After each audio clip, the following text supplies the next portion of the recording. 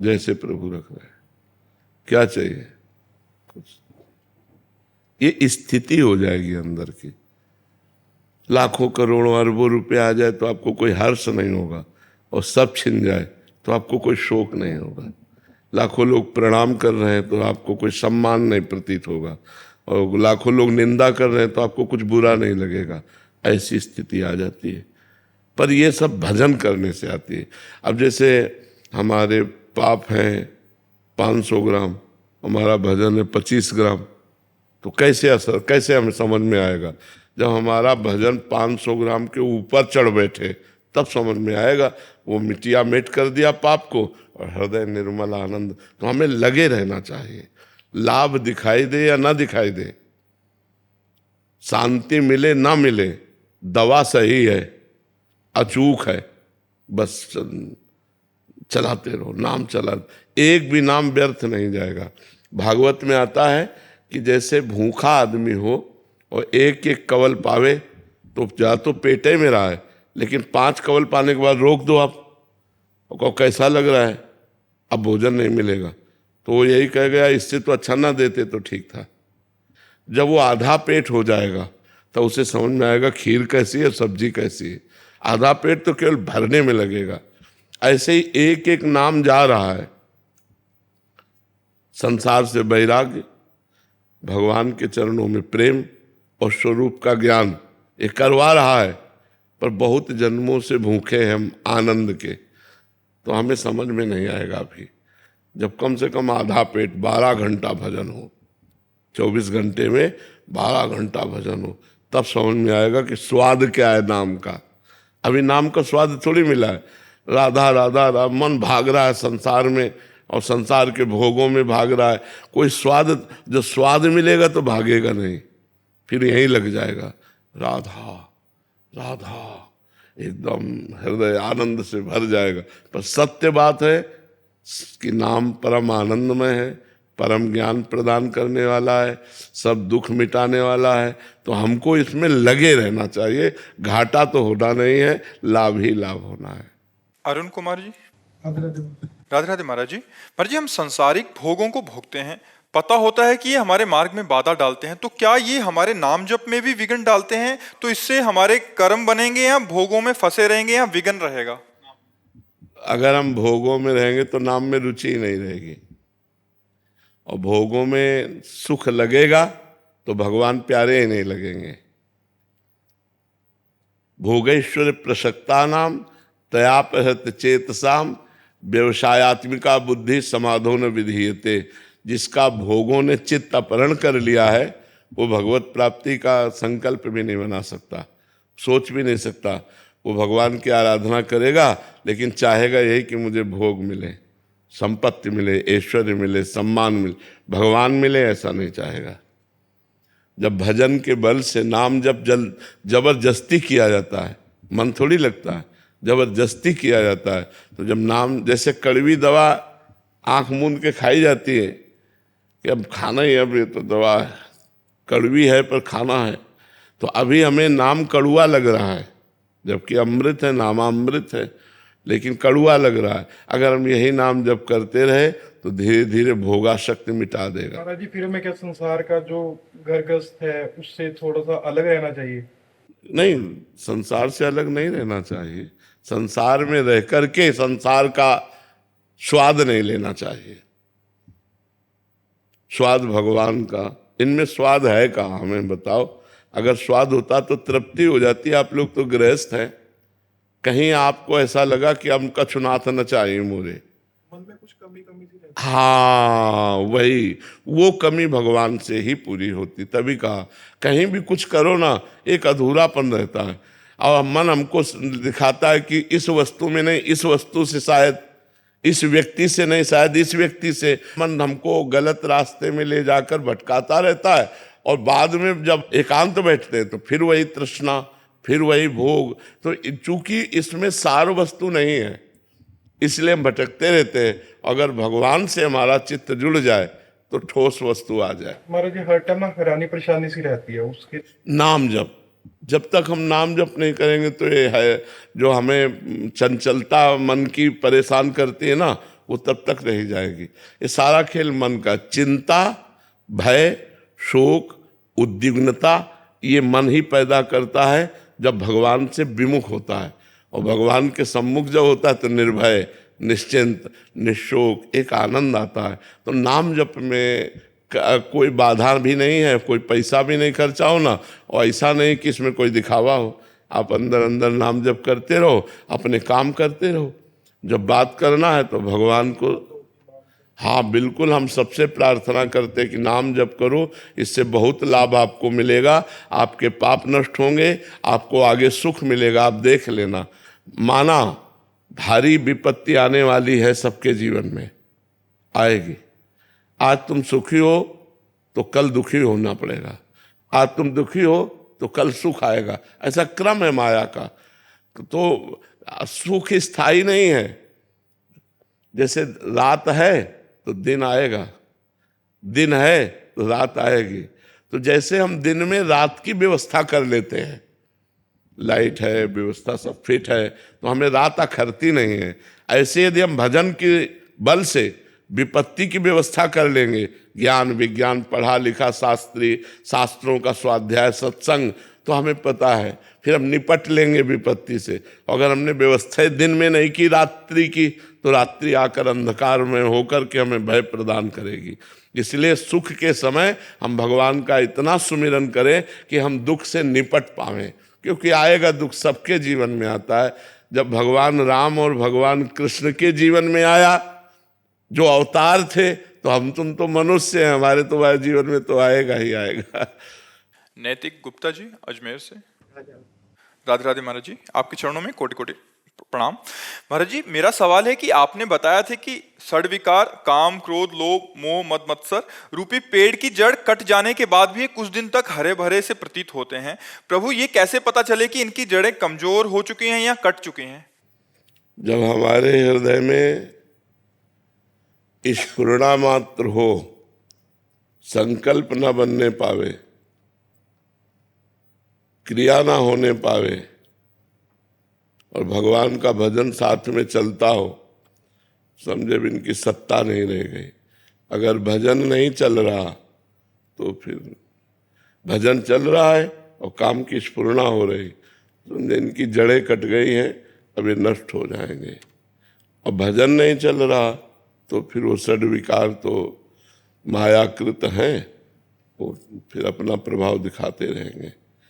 तो जैसे बड़े पेड़ हो, उखड़ जाए तो महीनों हरा भरा दिखता है, तो हम भगवान की शरण में हो गए। अब विकारों की जड़ तो उखड़ गई है, पर हरे भरे दिखते रहे, आकर्षण होता रहेगा जब तक भगवत प्राप्ति नहीं हो जाएगी। तो हम नाम जब चलाते रहें, इनका आकर्षण आएगा, चला जाएगा, इनमें दम नहीं रह जाती। और जब भजन नहीं होता तो इन्हीं का तो सारा खेल चल रहा पूरी सृष्टि में। कहीं काम, कहीं क्रोध, कहीं लोभ, कहीं मोह, कहीं मद, कहीं यही सब तो नचनी नाच नचाए हुए सबको। उमा दारू जोशित की नाई, समय नचावत राम गोसाई। भगवान की माया के द्वारा सब नाच रहे हैं। विजय लक्ष्मी गौड़ जी छत्तीसगढ़ से। श्री हरिवंश महाराज जी, महाराज जी, क्या तत्व ज्ञान की प्राप्ति के बाद कालांतर में भगवत प्रेम की प्राप्ति होती है या दोनों चीजें साथ साथ चलती हैं? नहीं, साथ नहीं होती, दोनों अलग अलग है। तत्व ज्ञान जो होता है उस समय आत्म तत्व का दर्शन होता है। सब जगह एक आत्मा विराजमान है, दूसरा कोई नहीं है। और जो प्रेम होता है वो सब में श्री कृष्ण विराजमान है, श्री राम विराजमान। श्री राम में सब जग जानी। तो जब हम साकार भावना से सब में अपने भगवान को देखते हैं तो हम प्रेम मार्ग में जाते हैं, और जब हम तत्व रूप से, आत्मा रूप से देखते हैं तो हम ज्ञान मार्ग में जाते हैं। आत्म तत्व का सब जगह दर्शन करने वाला मोक्ष को प्राप्त होता है, और श्री कृष्ण का सब जगह दर्शन करने वाला प्रेम को प्राप्त होता है। वो आत्म प्रेमी है, वो श्री कृष्ण प्रेमी है। लेकिन ऐसा नहीं कि वो दिव्य लीलाओं में डूबेगा, क्योंकि वो ज्ञान मार्ग का है तो मोक्ष को प्राप्त होगा। और जो भक्ति मार्ग में वो प्रेम से युक्त होकर भगवान की रसमय दिव्य लीलाओं का रसास्वादन करेगा। तो इसलिए सहज भाव है कि सब में भगवान का दर्शन करे, तो वो तत्व भी हो गए और प्रेम भी प्राप्त हो जाएगा। शुभम जी, सीतामढ़ी। राधे राधे महाराज। राधे राधे महाराज जी। सब पूज्य जनों से सुना है कि इस जन्म के अच्छे बुरे कर्मों का फल अभी नहीं तो अगले जन्म में जरूर मिलता है, परंतु हमें जो पिछले जन्म या अगले जन्म का कोई ज्ञान नहीं है, तो क्या इस कारण बुरे कर्मों का भय ना होने ही संसार के पाप और अधर्म का कारण है महाराज जी? हाँ, वैसे हमें भयभीत रहना चाहिए कि हमसे कोई गलत काम ना बन जाए। कानून का डर, भगवान का डर, समाज का डर और अपनी इज्जत का डर, अगर ये डर बना रहे तो हमसे कोई गलत काम नहीं होंगे। डर ही तो खत्म हो जाता है, तभी हमारा मार्ग गलत हो जाता है। अगर भगवान का डर हो कि देख रहा है वो, समाज का डर हो लोग क्या कहेंगे, कानून का डर हो कि यार पकड़े जाएंगे, इज्जत का डर हो कि सब नष्ट हो जाएगा, तो किसी से कोई गलत काम ना हो। गलत काम होते ही हैं जहाँ ये डर खत्म हो जाते हैं। भगवान का डर, कानून का डर, समाज का डर, सम्मान इज्जत का डर जहाँ खत्म हो जाता है तो आदमी राक्षस हो जाता है, उसके अंदर आसुरी प्रवृत्ति आ जाती है और वो कुछ भी कर सकता है। तो हमें लगता है डर होना अच्छी बात है।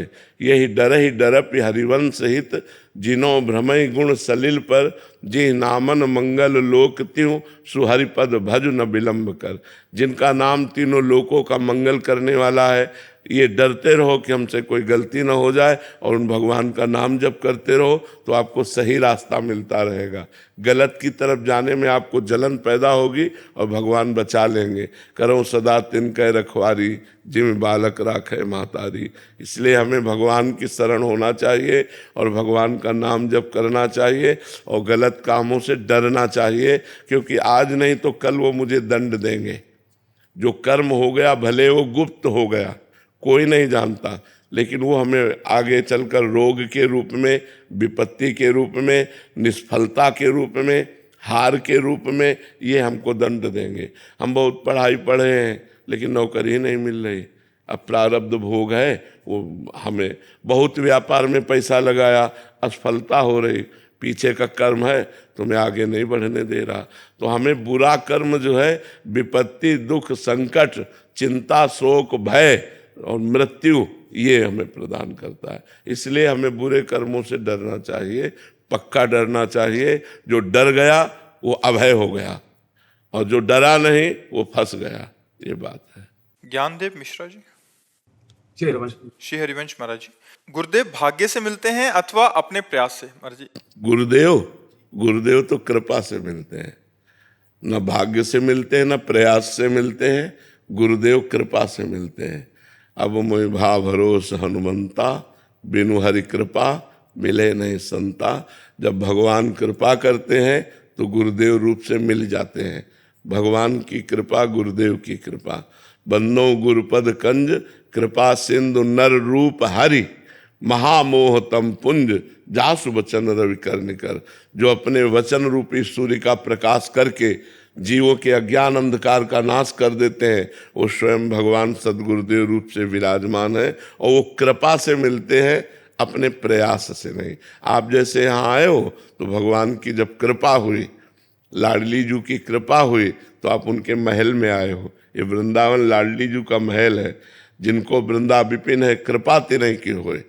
जब उनकी कृपा होगी तभी यहाँ कदम रख सकते हो, नहीं मन से भी नहीं सोच सकते कि कैसा होगा वृंदावन। प्रथम यथामति प्रणवो श्री वृंदावन तिरम्य, श्री राधिका कृपा बिनु सबके मन अनगम्य। तो आप वृंदावन आए कृपा से, आप साधु संग कर रहे हैं कृपा से। इसमें अपना प्रयत्न नहीं है, इसमें कृपा ही है जो हमको घसीट लाई है। अखिल मित्तल जी। राधे राधे महाराज जी। महाराज जी, मार्गदर्शन जीवन में कैसे प्राप्त करें? गुरु किसे बनाएं? मुक्ति का रास्ता क्या है? भगवान, गुरु भगवान है, भगवान ही गुरु है। शास्त्रों का स्वाध्याय करो, संतों की वाणी सुनो, उसके अनुसार चलो, भगवान को गुरु मानो, सही रास्ता मिल जाएगा। भगवान ही गुरु है, गुरु ही भगवान है। इंसान कभी गुरु हो नहीं सकता, क्योंकि इंसान की इतनी बड़ी बुद्धि होती है और परमात्मा समुद्र है। तो जैसे सीप समुद्र में नहीं समा सकता, ऐसे ही इंसान की बुद्धि इस माया से पार होने का रास्ता नहीं बता सकती, वही बुद्धि में बैठ करके रास्ता बताते हैं। अगर किसी को इस माया से मुक्त होने का रास्ता मिला तो भगवान से मिला। भगवान ही बुद्धि में बैठ करके उसका कल्याण करवाते हैं। भगवान से कल्याण होता है, इंसान से नहीं कल्याण। अनंत ब्रह्मांडों का जो स्वामी है, जिसने ऐसी प्रचंड माया फैला रखी है, कोई व्यक्ति हमें पार करा सकता है? आप विचार करो, इस माया से हमें कोई व्यक्ति पार करा नहीं, विश्वेश्वर भगवान पार कराते हैं। वही गुरु हैं, गुरु ही भगवान है, भगवान ही गुरु है। तो हम भगवान को गुरु मानकर संतों की वाणी सुन करके सतमार्ग में चलें। विश्वबंधु जी अम्बाला से। राधे राधे गुरु जी। राधे राधे महाराज जी, मैं भारतीय वायुसेना में राष्ट्र सेवा हेतु तैनात हूँ। मैं राष्ट्र सेवा के कर्म को धर्म मानकर पूर्ण निष्ठा से सेवा करता हूँ, पर पूजा पाठ और नाम जप इतना समय नहीं दे पाता। ऐसे में कर्म योग से प्रभु की प्राप्ति। हाँ, पर नाम जप जरूर चलना चाहिए। नाम जप में कोई बाधा नहीं है, नाम जप में कोई बाहरी जरूरत भी नहीं है। आप जूता पहने हो तो, आप शौचालय में हो तो, आपका खान पान जैसे भी चल रहा है वैसे चलाओ, नाम जप करते रहो। राधा राधा, कृष्ण कृष्ण, राम राम, हरि हरि, जो नाम प्रिय हो, क्योंकि नाम से सद्गति प्राप्त होती है। पूजा पाठ तो समय है तो कर लीजिए, नहीं तो पूजा ही है। हम ज़्यादा इस पक्ष को पुष्ट नहीं करते कि आप 1 घंटा बैठ करके आरती पूजा करें। आप ड्यूटी में तैनात हैं, अपनी ड्यूटी में जाइए। जो समय मिले उसमें तो जो मनोरंजन में संसार में लगाते हो वो भगवान में लगा दो, अच्छा है। लेकिन सबसे बड़ी पूजा है कर्तव्य का पालन करना, और वो पूजा भागवतिक हो जाए, भगवान को समर्पित हो जाए। इसलिए नाम जप जरूरी है। उठते बैठते चलते फिरते नाम जप करने में क्या जाता है? हर समय हम बात ही थोड़ी करते रहते हैं। जब हमारी वाणी मौन है तो अंदर से राधा राधा चल रहा है। अपने कर्तव्य का पालन करो, बिल्कुल निश्चित भगवान कृपा करेंगे। महाराज जी, जरूरी नहीं है कि तिलक कंठी और ये सब बांधा या मंदिर जा रहा है वही भक्त है। अपने कर्म क्षेत्र में भी धर्म देखो, ये आचार्य परंपरागत दिए हुए भेष हैं। ये भगवत मार्ग के चिन्ह हैं। जैसे हम तिलक लगाए हैं, जटा रखाए हैं, कपड़ा पहने, ये हमारे सांप्रदायिक वेश हैं, साधु के वेश हैं। लेकिन अंदर से साधुता ना हो और वेश हो तो भगवत प्राप्ति तो होने वाली नहीं। और वेश ना हो और अंदर से वो साधुता हो तो निश्चित उसको भगवत प्राप्ति हो जाएगी। तो ये जरूरी नहीं है, जरूरी है ये अपने कर्तव्य का पालन करते हुए भगवान का नाम जप करना। बोले आपके उदाहरण की हो, हमारे भाग्य में लिखा है, हमारे भाग्य में लिखा है कि तुम्हें बचपन से बाबा जी बनना पड़ेगा। तो बचपन से बाबा जी है, हमारे भाग्य में भेष ये लिखा हुआ है, इनके भाग्य में लिखा हुआ है जटाजूट तुम्हें पहले धारण करना पड़ेगा, बाबा जी बनना पड़ेगा। खास बात है भगवान का भजन करना, खास बात है भगवान के द्वारा प्राप्त कर्तव्य कर्म का पालन करना। उसे हम सही बताएं, बहुत बढ़िया जीवन है यदि गृहस्थ धर्म से सही चला जाए तो। क्योंकि साधु भी गृहस्थी से ही पैदा होते हैं और साधुओं का पोषण भी गृहस्थी से ही होता है और भगवान का अवतार भी गृहस्थी में ही होता है। गृहस्थ धर्म बहुत बढ़िया धर्म है यदि धर्म से चला जाए, पर इतना प्रपंच है कि भजन करना कठिन है। नहीं, इतना मतलब एक चैप्टर हो तो निपटा ले, इतने चैप्टर हैं कि दिमाग जो है उसी में बटा रहता है। भजन करना और माला जपना और सब ये तो बहुत पीछे की बात है। कैसे बिटिया का ब्याह हो, कैसे लड़का की पढ़ाई को दे, और लड़का पढ़ता नहीं, बड़ी उद्दंडता करता, इतनी मतलब इतनी बातें हैं कि वो निपटा ही नहीं पाता, थक के सो जाता है। फिर सुबह जब उठा तो फिर सुबह से शुरू हो जाता है। गृह कारज नाना जंजाला, ते अति दुर्गम शैल विशाला। तो यही सर आवत अति कठिनाई, राम कृपा बिनु आई न जाए। नहीं तो बहुत बढ़िया धर्म है। आप अपने धर्म का पालन करते हुए नाम जप करो, आप एक संत हो। गंदा भोजन मत करो, गंदे आचरण मत करो, तो आप संत हो। और संत होकर रुपया पैसा, खान पान, नाना प्रकार की भोग सामग्री, तो भाई भगवत प्राप्ति नहीं होगी। वेश से भगवत प्राप्ति नहीं होती। उद्देश्य से भगवत प्राप्ति होती है। वेश तो प्रारब्धानुसार जन्म जन्मांतरों का सुकृत उदय होता है, तब विरक्त मार्ग मिलता है कि एकांत में भगवान का चिंतन। अब हमारे पास एक ही चिंतन है, भगवान का चिंतन करो। कोई और न लड़का, न बच्चा, न परिवार, और न स्वयं खाने की चिंता। स्वयं खाने की चिंता नहीं, भगवान दे रहे हैं, ना दे तो भूखे भी रहे हैं। जैसे भगवान रखे वैसे कोई चिंता नहीं, केवल भगवान का भजन, ये भगवान ने दिया है। लेकिन आप दूसरों की चिंता करते हुए भजन कर रहे हैं, ये बहुत बड़ी बात है। एक कोई काम गृहस्थी का दे दो तो हम परेशान हो जाए। तुम्हारे पास 100 काम है फिर भी राधा राधा कर रहे हो, विचार करके देखो। 100 काम है फिर भी आप समय निकाल के राधा राधा कर रहे हो, बहुत बड़ी बात है। एक बार किसी संत ने कहा कि आप गृहस्थ भक्त को प्रभु श्रेष्ठ मानते हैं या विरक्त भक्त को? तो भगवान ने कहा गृहस्थ भक्त को। विरक्त तो रात दिन हमारे में लगे हुए हैं, लेकिन तो उन्होंने कहा प्रभु विरक्त तो सर्वश्रेष्ठ है, क्योंकि सब कुछ त्याग कर आपके लिए। तो उनका एक काम करो, इस प्रश्न का उत्तर बाद में देंगे। एक बड़ा सा कटोरा दिया और घी भरा और कहा हमारे इसके राउंड लगाओ आसन के, एक बूंद अगर घी गिरा तो सुदर्शन चक्र पीछे है। अरे बोले प्रभु समस्या में डाल दिया। बोले एक राउंड लगाओ। पूरा राउंड लगा के आए। बोले कई बार हमारा भजन किए? बोले भजन वो पीछे सुदर्शन चक्र, ये हमारा पूरा चिंतन था कि एक बूंद न गिरे। तो बोले सोचो तुम्हें एक काम दिया है कि घी एक बूंद गिरने ना पावे, तो तुम एको बार नाम नहीं जप किए। और गृहस्थी में सैकड़ों काम है और वो सब काम निपटाता हुआ भी राम राम कृष्ण कृष्ण हरि हरि रटता है। इसलिए वो गृहस्थ धर्म से ही सब धर्मों का पालन होता है, सब धर्मों का पालन होता है। पर आप अगर भगवान का भजन कर ले तो सर्वश्रेष्ठ संत हैं, क्योंकि संतों की भी सेवा, परिवार की भी सेवा, समाज की भी सेवा और भगवान का भी भजन, कितनी बड़ी बात है। हमारे पास एक ही काम है, केवल भजन, दूसरा काम नहीं। तुम्हारे पास सैकड़ों काम होते हुए भी भजन है, ये बहुत बड़ी बात है। बस चलते रहो, गलत आचरण मत करो, गंदा खान पान मत करो, नहीं तो बुद्धि फिर भजन में नहीं लगेगी। महाराज जी, ग्रस्त की बात हो रही है, तो मतलब एक सदग्रस्त को जो अभी तक तो ठीक है संसार में, बट अभी उसको प्रारंभिक अवस्था में उसकी दिनचर्या क्या होनी चाहिए? दिनचर्या में क्या उसको मतलब अपने सारे गृह कार्य और अपनी जॉब आदि करते हुए भी कैसे भजन को प्राप्त हो? देखो, कोई समय नहीं दे सकते इसलिए कि कोई कोई नाइट ड्यूटी करता है, कोई कोई रात की ड्यूटी करता है। अब हम कहते सुबह 4 बजे उठना ही चाहिए, वो 2 ढाई बजे 3 बजे 4 बजे आया है, अब वो उठेगा कि स्नान करेगा कि सोएगा जाके? हमें लगता है जब हमें समय मिले गृहस्थी में, अब सुबह से कई ऐसे कार्य होते हैं, अब रात में पानी लगाना है किसान को, अलग अलग कई ऐसे कार्य होते हैं, व्यापार में उसको विदेश जाना है, ऐसे कई कार्य होते हैं जिनसे गृहस्थी में एक दिनचर्या नहीं रह सकती, एक दिनचर्या नहीं रह सकती। तो सबसे बड़ी गृहस्थी की साधना है कि हमारे दरवाजे से कोई भूखा ना जाए और हमारे अंदर नाम चलता रहे, बस सबसे बड़ी साधना है।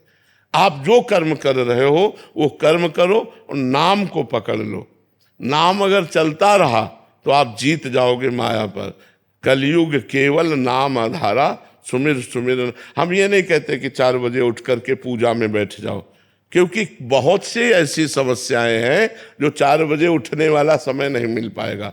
जब आप उठ पाओ, भगवान का स्मरण करो, नाम जब शुरू करते हुए अपने अपने कार्य प्रणाली में लग जाओ। अब गृहस्थी में माताओं बहनों को जैसे सुबह उठिए और ये देखिए कि पति कै बजे ऑफिस जाएगा, बालक कै बजे स्कूल जाएगा। पति और बालक को तैयार कीजिए, उसको स्कूल भेजिए, उसको ऑफिस भेजिए या अपने काम में जा रहा है उसको तैयार करके टिफिन सबके फिट कर दिए। अब कोई काम नहीं है, पर्दा ठाकुर जी का खोला, उनकी पूजा की, वो चाहे 10 बजे हो चाहे 11 बजे हो। अब पति को ऑफिस जाना, बच्चे को स्कूल जाना और तुम पूजा का विस्तार कर रहे हो तो सब बिगड़ जाएगा, नहीं बिगड़ जाएगा? वो तो हमें लगता है गृहस्थ धर्म में अपने संबंधों का निर्वाह करना ही सबसे बड़ी पूजा है।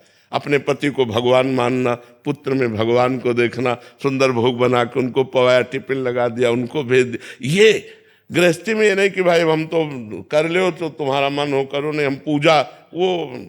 तो हमें लगता है अपने कर्तव्य का पालन करना सबसे बड़ी पूजा है।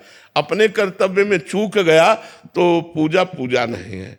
हम एक पूजा शब्द से हमारे दिमाग में एक बात आ जाती, ठाकुर जी की छवियाँ, आरती, अगरबत्ती लगा, ये हमें लगता है कि यही पूजा नहीं है, यही पूजा नहीं है। अगर यही पूजा होती तो श्री कृष्ण कर्मण्येवाधिकारस्ते मा फलेषु कदाचन, भगवान ने आदेश किया कर्म के लिए। भगवान कहते हैं अपने कर्म को करो, फल की आकांक्षा मत करो, सबसे बड़ी पूजा है। और भगवान ने कहा माम स्मरण, मेरा स्मरण, अनन्य चेता सततम यो माम स्मरति नित्य सा, जो निरंतर मेरा स्मरण करता है, ये सबसे बड़ी बात है। राधा राधा राधा राधा, कृष्ण कृष्ण कृष्ण, ये तो चलते फिरते उठते बैठते वो सब ठीक हो जाएगा। राधे राधे महाराज जी, आपके चरणों में कोटि कोटि प्रणाम। महाराज जी, एक नए साधक की साधना बहुत बार टूटती है, जिससे मन कमजोर और निराशा का अनुभव करता है। मतलब साधना का कोई नियम बनाते हैं तो टूट जाता है महाराज जी, मन को दोबारा साधना में लगाना कठिन हो जाता है। ऐसे में क्या करूं, उस वक्त मन को कैसे समझाऊं? मैं बाहर लंदन में रहती हूँ, वहां केवल सत्संग ही है मेरे पास। देखो, इसमें सबसे कमी जो है 2 पॉइंटों की, एक ब्रह्मचर्य, एक आहार। हमारा आहार अपवित्र होगा तो जैसा खाए अन्न वैसा बने मन, और हमारा ब्रह्मचर्य ठीक नहीं होगा तो स्मृति पर प्रभाव पड़ेगा। स्मृति, दृढ़ता, संकल्प पूर्णता, ये ब्रह्मचर्य से संबंध रखते हैं। अगर हमारा ब्रह्मचर्य है तो दृढ़ संकल्प, स्मृति का प्रवाह उसी ब्रह्मचर्य से पुष्ट होता है। ब्रह्मचर्य है एक उत्साह, ब्रह्मचर्य है हर नियम पालन। नियम टूटना 2 कारण, आहार अशुद्धि और ब्रह्मचर्य ठीक ना होना। चाहे गृहस्थ हो चाहे विरक्त हो, एक गृहस्थी में एक सीमा तक ब्रह्मचर्य है और विरक्ति में आजीवन ब्रह्मचर्य है। ब्रह्मचर्य जरूरी है। जो ब्रह्मचर्य है वो शरीर को पुष्ट रखता है, अध्यात्म की तरफ हमें प्रेरित करता है, उत्साह बढ़ाता है। ब्रह्मचर्यहीनता, स्मृति विहीनता, बार बार कसम टूट जाना, नियम तोड़ देना, शरीर में एक प्रमाद स्थिति बने रहना, ये सब रहता है। तो आप 2 चीज़ों में सुधार कर लीजिए, आहार शुद्धि कर लीजिए और ब्रह्मचर्य पर दृष्टि रखिए और नाम जप कीजिए। देखो अभी ठीक हो जाएगा, सब ठीक हो जाएगा। पल्लवी जी अलीगढ़ से। प्रणाम महाराज जी, आपके चरणों में कोटि कोटि प्रणाम। महाराज जी, मंत्र जाप से वर्तमान जीवन के दुख तकलीफ कम होती है या अगले जन्म के? अरे पूछो मत।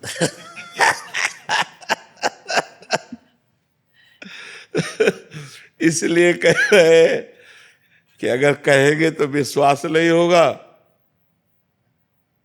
तो इसलिए हम कहा पूछो मत। अगर हम कहते हैं कि दुख मिट जाता है तो आप अंगुली हमारे ऊपर उठा दोगे। तो अगर कहोगे मंत्र जपने से क्या दुख मिट जाते हो, अगर हम कह दें हाँ, तो आप कहोगे आप ही भोग रहे हो, अभी तक क्या मंत्र नहीं जप पाए क्या? बात यह है कि पूर्व जो प्रारब्ध निश्चित हो गया है उसे भोगना पड़ेगा। जिसे प्रारब्ध कहते हैं उसे भोगना पड़ता है। जो नया कर्म है और जो पुराने संचित कर्म है, ये दोनों नष्ट हो जाते हैं भजन से। प्रारब्ध नष्ट नहीं होता, प्रारब्ध भोगना पड़ता है। रामकृष्ण परमहंस जी के गले में कैंसर था, बड़े बड़े संतों के शरीर में पीड़ाएं देखी गई। अगर भजन से सब पीड़ा नष्ट हो जाती तो भजन करने वाले को किसी को पीड़ा ही ना मिलती। आप विचार करके देखो, जितने बड़े बड़े संत या कोई भी भगत है, पीड़ा से युक्त पाया जाता है, क्योंकि उसके प्रारब्धों का नाश होता है। पूर्व संचित कर्म भस्म कर देते हैं भगवान, और क्रियमाण माने वर्तमान में जो हमसे गलती होती है उसे क्षमा कर देंगे। लेकिन जिस समय हमारा शरीर बनाया गया था, उस समय जो रखा गया है कि 20 वर्ष में तुम्हारा हाथ टूट जाएगा, 25 वर्ष में तुम्हारा सर फूटेगा, तुम्हें कैंसर, वो सब होगा, वो सब होगा, चाहे भजन करो या ना करो, उससे कोई फर्क नहीं पड़ता।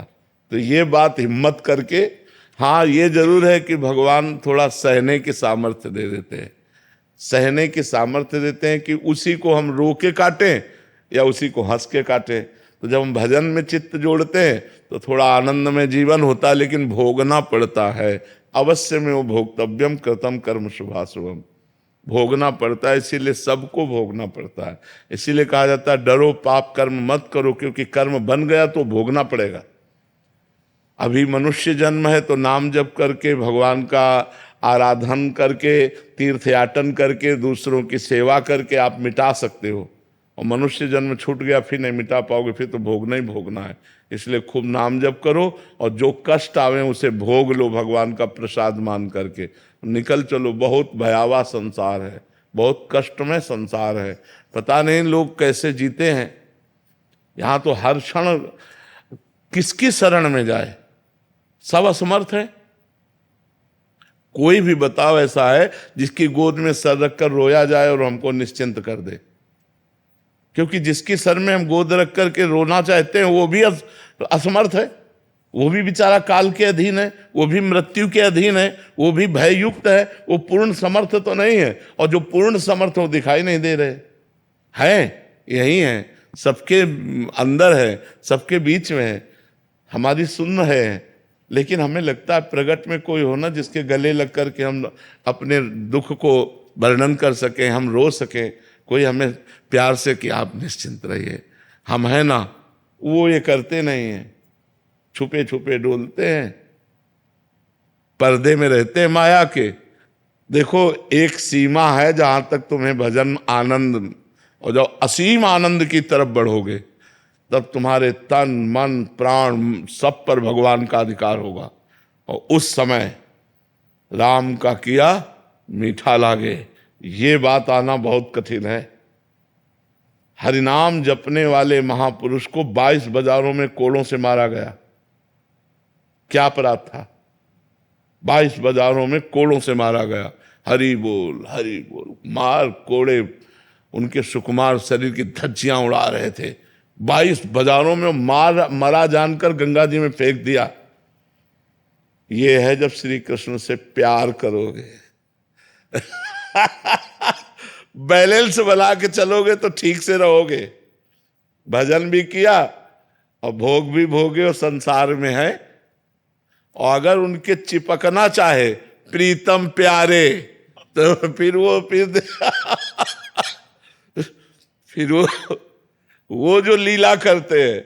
देखो प्रहलाद जी बड़े बड़े भक्तों के चरित्रों में देखो, प्यार करते हैं पर फिर परीक्षा लेते हैं। तुम्हें तन से प्यार है या मेरे से प्यार है, प्राणों से प्यार है या मेरे से प्यार है, परिवार से प्यार है या मेरे से प्यार है, यश कीर्ति से प्यार है या मेरे से प्यार। ये उनकी परीक्षा में वही पास करवा दे तो करवा दे, नहीं तो पास होना बहुत कठिन है। तो हमें लगता है कि भगवान की शरण में होकर भगवान का नाम जप करते हुए आए हुए दुख सुख को भोग लें और भगवान से प्रार्थना करें कि मुझे इतनी क्षमता दो कि मैं आपके विधान को जान करके हम इस दुख सुख को सुख में फूले नहीं और दुख में भूले नहीं, आपको निरंतर याद करें। बकाया है बहुत कठिन मार्ग, कोई सरल मार्ग नहीं, भक्ति बहुत कठिन मार्ग है। मतलब आप कदम कदम पर कांटे बिछाओ और इसके बाद आपकी हम जय बोलें, ऐसा मार्ग है। हम चल रहे हैं और आप कदम कदम पर हमारे कांटे बिछाओ और हम आपका मंगल मनाएं कि तुम सुखी रहो, तुम्हें कभी दुख न हो, भगवान तुम पर। यह है संत का मार्ग। करत जे अनसहन निंदक तीनों पे अनुग्रह कियो। जो तुम्हारी निंदा करे, जो तुम्हारा अपमान करे, जो तुम्हें दुख दे, उनका मंगल मनाओ। कैसे हो सकता है? कितना कठिन है संत मार्ग, भक्त मार्ग कितना कठिन है। कह रहे कि अगर तुम्हें कोई गाली दे रहा है, अगर तुम्हारा कोई अपमान कर रहा है, तो तुम उसका मंगल मनाओ, स्वस्थ रहो, तुम्हारे ऊपर भगवान की कृपा रहे, तुम्हें कभी कोई दुख ना मिले। किसको? जो हमें दुख दे रहा है, जो हमें कष्ट दे रहा है। ये बड़ा मार्ग जो भक्त, इसीलिए तो कहा गया मोरे मन प्रभु विश्वासा, राम ते अधिक राम कर दासा। भगवान का भक्त भगवान से भी बढ़कर है, क्योंकि ये वास्तविक भक्ति आना ये बहुत कठिन बात है। थोड़ा माला घुमा लेना, आरती पूजा कर लेना, मौज मस्ती से जीना, ये तो ठीक है, लेकिन पूरा का पूरा जीवन भगवान के लिए अर्पित कर देना,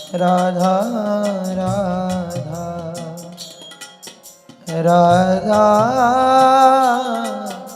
राधा राधा राधा राधा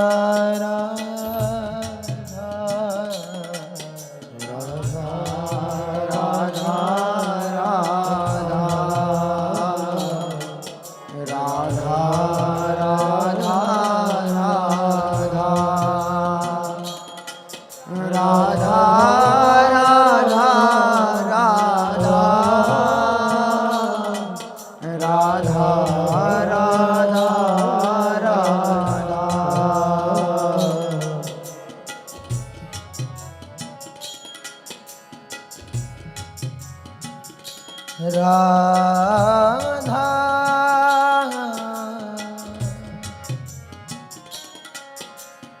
राधा राधा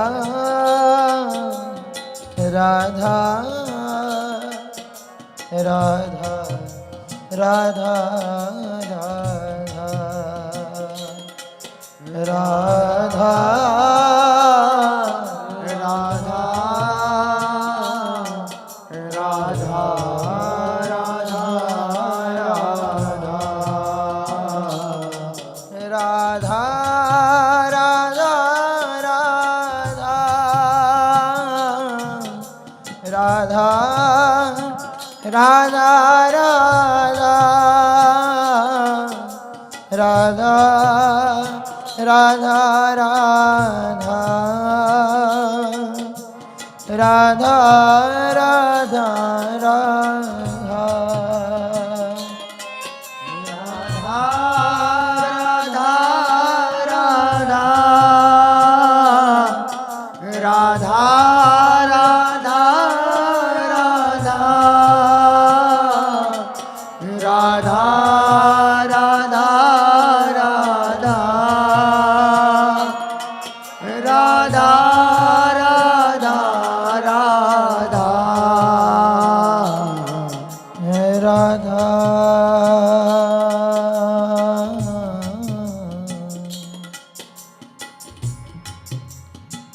राधा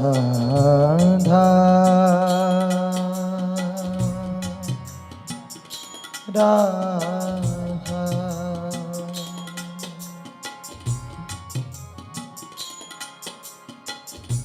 इतनो तो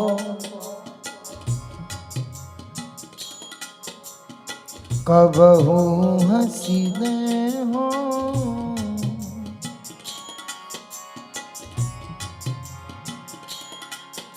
इतनो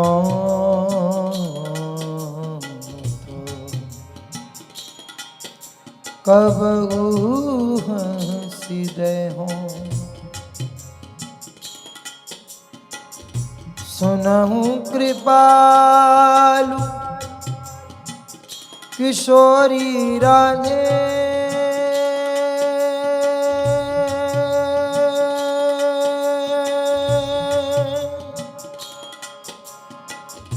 सुनहु कृपालु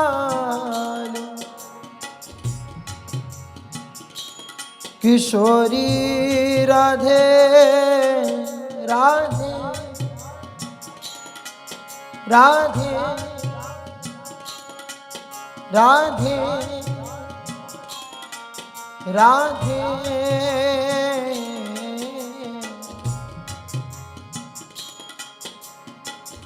सुनहु कृपाल किशोरी राधे अवसी कृपा की कोल चिते हों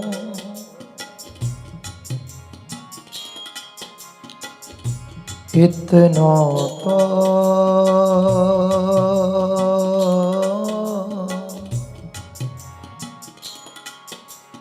कबहू हंसी दे हो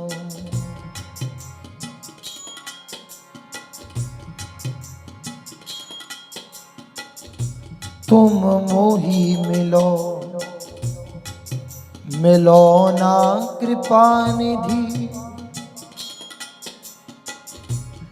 मोको ढूंढत तो भटके हो,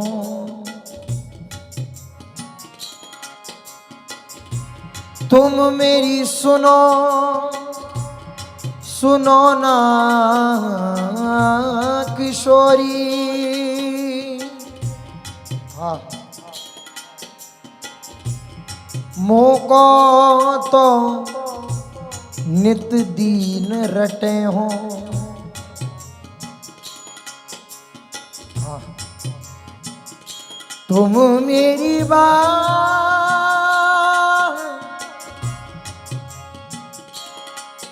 मेरी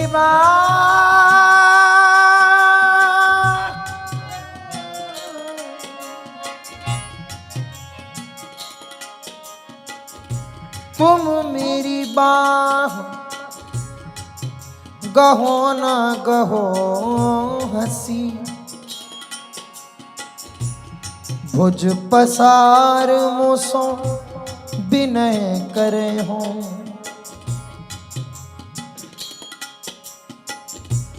तुम मेरे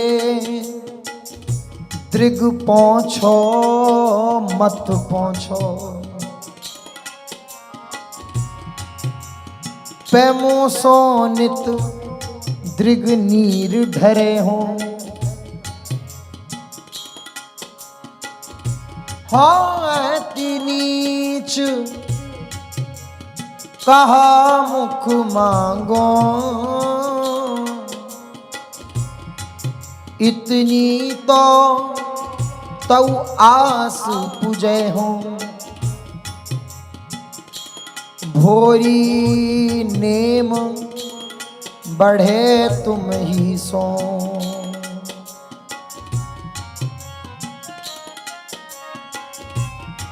भोरी नेम बढ़े तुम ही सो। सब जग सो संबंध छुड़े हो, इतना तो कबहू हंस दे हो।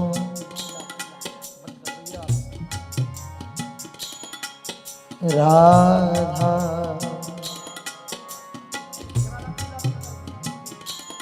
राधा राधा